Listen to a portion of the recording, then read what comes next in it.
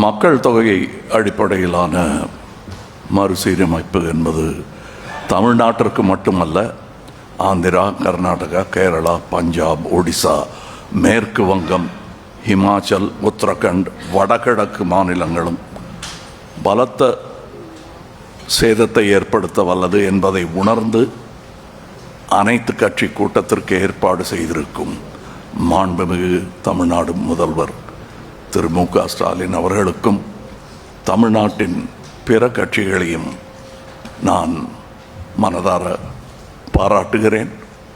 எந்த தேவையும் இன்றி பாராளுமன்ற தொகுதி மறுசீரமைப்பு எனும் பேச்சை யார் கிளப்புகிறார்கள், எந்த நேரத்தில் பேசுகிறார்கள், எதற்காக பேசுகிறார்கள் என்பதும் கவனத்திற்குரியது.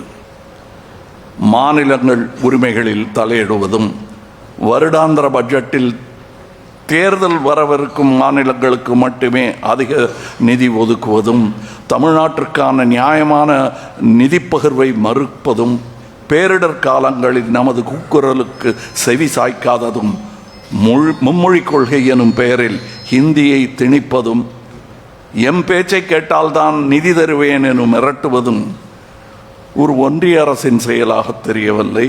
இன்றல்ல, நாளை அல்ல, எப்போதுமே பாராளுமன்ற உறுப்பினர்களின் எண்ணிக்கையில் எந்த மாற்றமும் கொண்டு வராமல் இருப்பதே ஜனநாயகத்தையும் கூட்டாட்சியையும் இந்தியாவின் பன்முகத்தன்மையும் காக்கும் என்பதே ஒரு இந்தியனாகவும் தமிழனாகவும் மக்கள் நீதி மையத்தின் சார்பாகவும் வலியுறுத்துகிறேன்.